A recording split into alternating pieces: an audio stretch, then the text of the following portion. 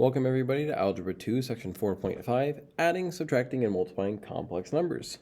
Well, let's first talk about what complex numbers are. Complex number is a number written in the form a plus bi. And this is where a is our real part and bi is the imaginary part. So we talked about how we had the bi last class and called this pure imaginary. The I was the abbreviation for that.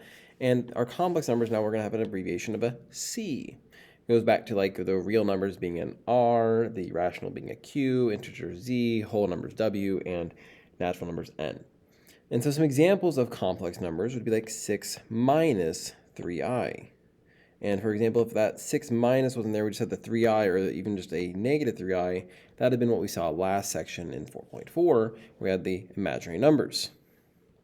Another example could be like 6, I'll use a different number to change it up.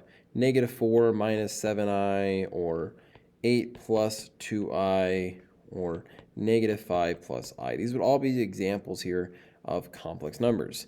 Another example actually of a complex number, believe it or not, would just be like the number 12. Even though we don't see an I there, it's technically plus 0i and is still technically a complex number, even though you don't see the I there. This actually means that every single number we've talked about so far in math are complex numbers. And actually not just, I'll take out the so far, every single number is a complex number.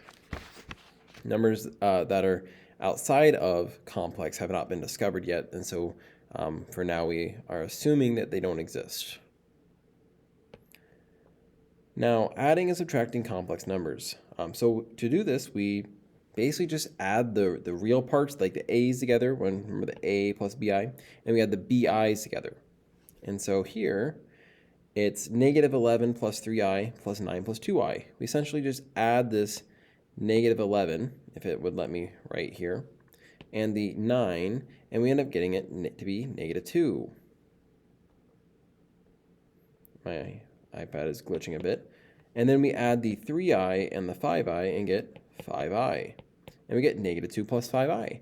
And we do want to write the negative 2 first. We always want to write the real part first. It's very similar to as if this were like x and x and x as far as how we add and subtract these. We're only doing the parts that are like terms, essentially, the ones without i's and the ones with i's together. So on that note, let's go on to number 2, where we have 4 plus I plus 7 minus 5i. So 4 plus 7 is 11, and I plus a negative 5i is negative 4i. And so we add and subtract these just the same way we have been adding and subtract numbers for a long, long time. Number 13, we notice we have subtraction. Well, we're doing like 7 minus 2 and negative 2i minus 6i. And it can be hard to remember that negative's there by the time you get to the i's. And so what I often do is the same thing I did with x's, where I change the sign and I make everything inside the next parenthesis the opposite. So positives become negatives, and if there were negatives, they'd become positives. Now I treat this the same way I did on number 1 and 2, where I combine 7 and negative 2 to get 5, and negative 2i and negative 6i to get negative 8i. On number 4, I'll do this again, where I change this subtraction sign to become a plus sign, and I change everything in the following parentheses to the opposite, so negative became positive, positive becomes negatives, but I don't change any of this because these are being added. So now I combine these common terms here, these like terms, and I get 6i, I said 6a, 6i, and negative 3i. And if I combine 6, 1, and negative 3, the coefficients of the I, we end up getting 6i, sorry, try that again, that's not 6i, we get 4i, but before that we want to write the real part. So negative 14 plus 5 is negative 9, and we have negative 9 plus 4i.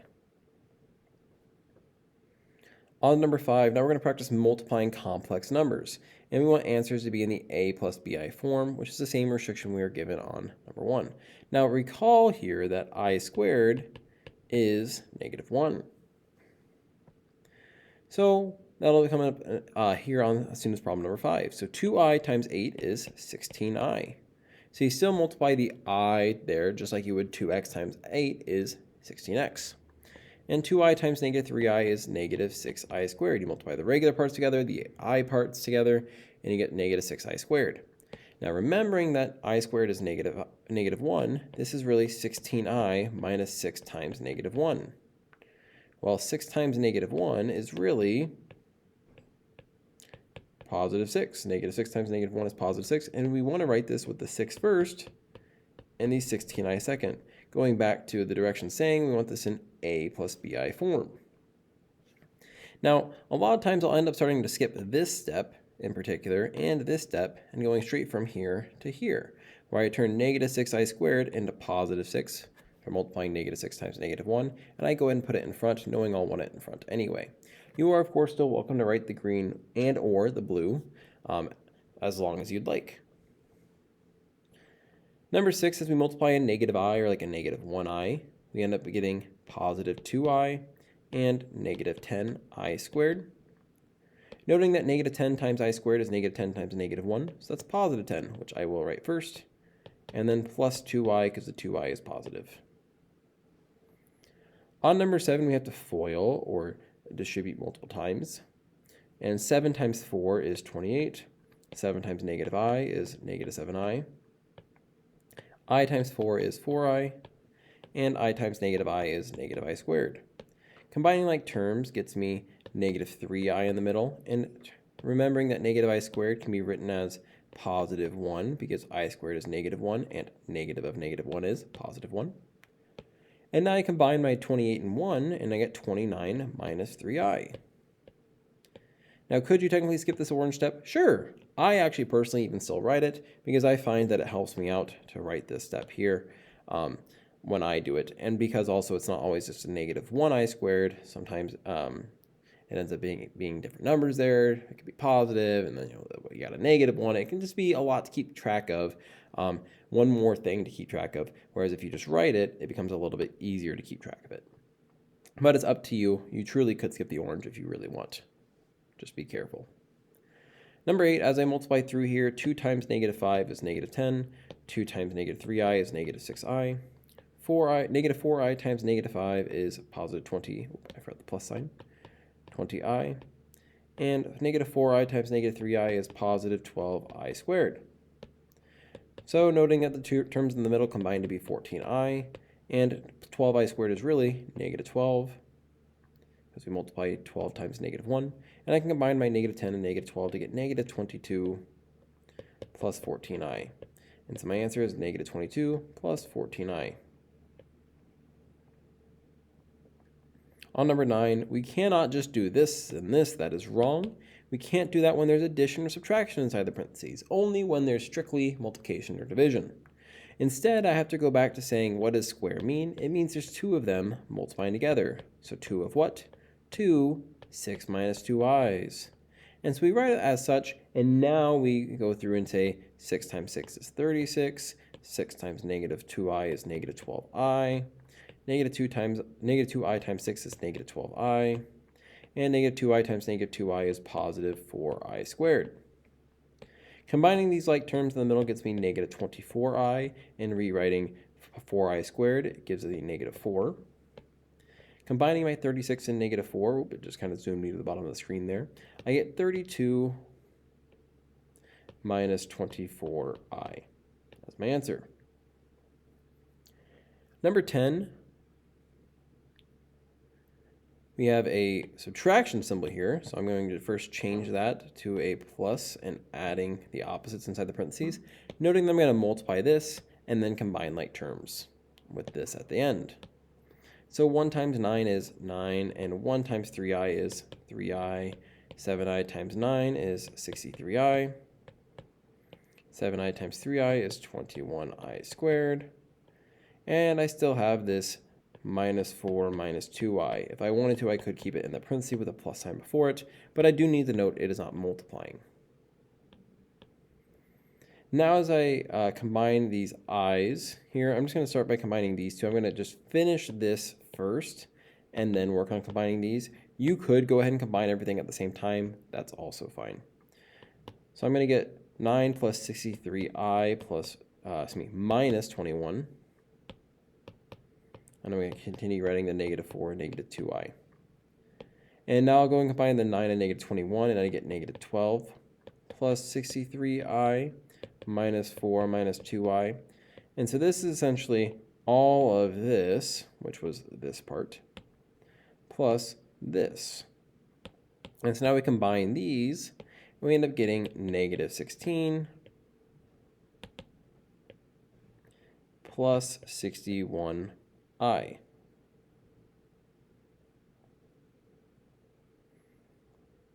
think I may have done something wrong. Let me look here.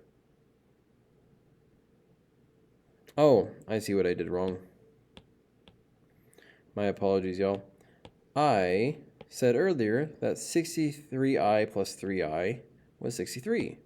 But 63i plus 3i in my orange step was 66i. And so that needs to be fixed in my blue step as well. And so now in the green, I would have 66 minus 2 and get 64i. That is much better.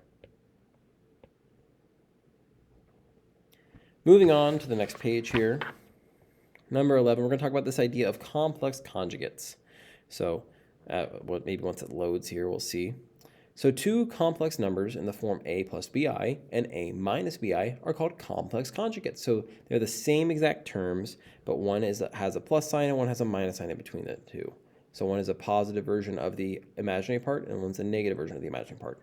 And the product of two complex conjugates is 100% of the time a real number.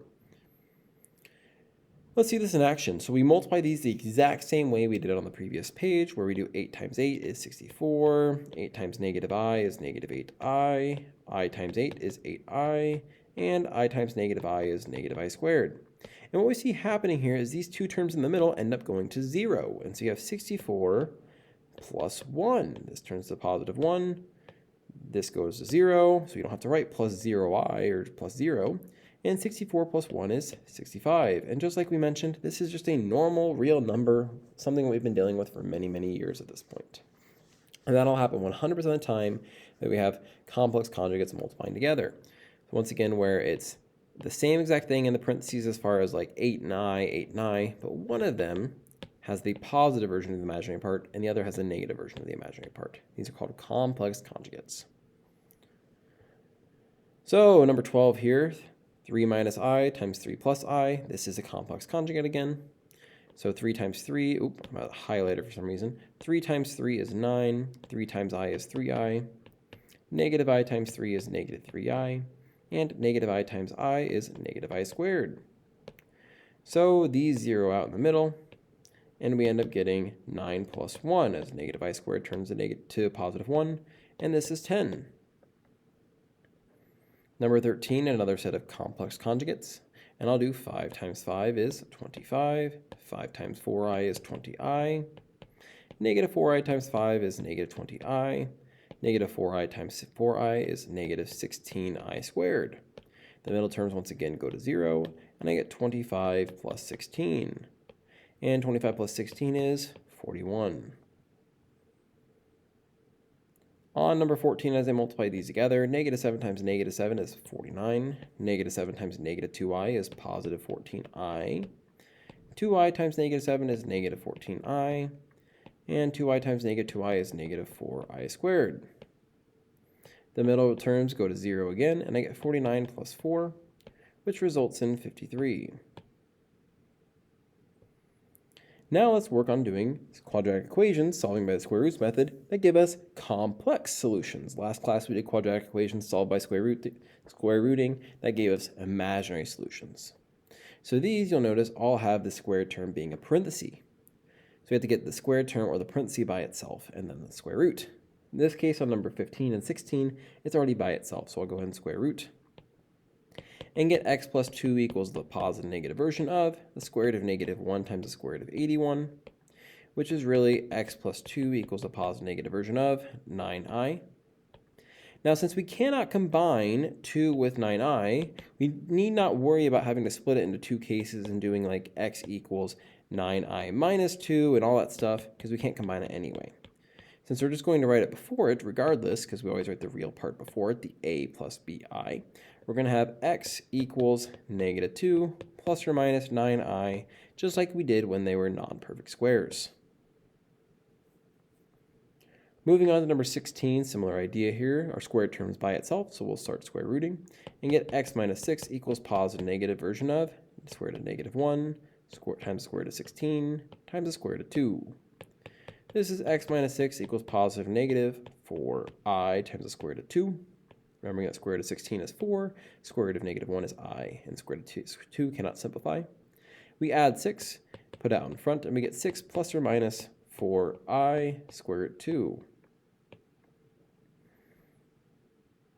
Once again, making sure we do the order where the regular number comes first, and then here, in our product, the regular number first, imaginary part second, and the radical last. Number 17, our squared term is not quite by itself because there's a negative here. We either multiply or divide both sides by negative 1. If I divide both sides by negative 1 or multiply, I end up getting the quantity of x plus 4 being squared is equal to negative 75. Square rooting both sides gives you x plus 4 equals positive and negative square root of negative 1 times the square root of 25 times the square root of 3. This is x plus 4 equals positive and negative 5i square root 3, which is negative 4 plus or minus 5i square root 3. I should rewrite my I there to be a little bit cleaner. Number 18 now, we have to divide by 2 to get our squared term by itself, so dividing by 2 undoes the multiplication, and I get that the quantity of x minus 1 being squared is equal to negative 28. Square rooting both sides gives me x minus 1 equals positive and negative square root negative 1 times square root 4 times square root 7. This is x minus 1 equals positive and negative 2i times the square root of 7. And we add 1 to both sides, giving us 1 plus or minus 2i square root 7. On the 19, we have to undo the multiplication of negative 1/2. We do this by multiplying by the reciprocal, which is a negative 2 over 1, once again, not caring where the negative is on a fraction. And so we end up getting the quantity of x minus 7 squared is equal to negative 54. Square root both sides, undo the square, and I get x minus 7 equals positive negative square root of negative 1 times the square root of 9 times the square root of 6. So this is x minus 7 equals positive and negative 3i square root 6. And I add 7 on both sides here, and I end up getting x equals 7 plus or minus 3i square root 6. Number 20, to undo the multiplication of 3/4, I multiply by the reciprocal, which is 4 over 3. 4 over 3 reduces with 3/4 to just give us 1 times x plus 3 quantity squared, or just x plus 3 quantity squared. Multiplying the other side by 3/4, I put the negative 96 over 1 so I can cross reduce. I reduce 96 and 4 by 4 to become 24 and 1. And 24 times 3 is, negative 24 times 3, I should clarify, is negative, and so that would end up being negative 72. I thought I made a mistake, but I didn't. Turns out I just made a mistake on my note packet that I filled out the other day. So I square root both sides here, and I end up, I'm questioning myself now, sorry about that, end up getting x plus 3, if I could write this better, x plus 3 equals positive and negative square root of negative 1 times the square root of 36 times the square root of 2, which is x plus 3 equals positive and negative 6i times the square root of 2. And then adding 3 to both sides, or subtracting 3 to both sides, I get negative 3 plus or minus 6i times the square root of 2 as my answers. I do say answers because it is negative 3 plus 6i squared root of 2 and negative 3 minus 6i squared root of 2, but we just kind of write it as one condensed form with a plus or minus there. And this wraps up section 4.5 of Algebra 2.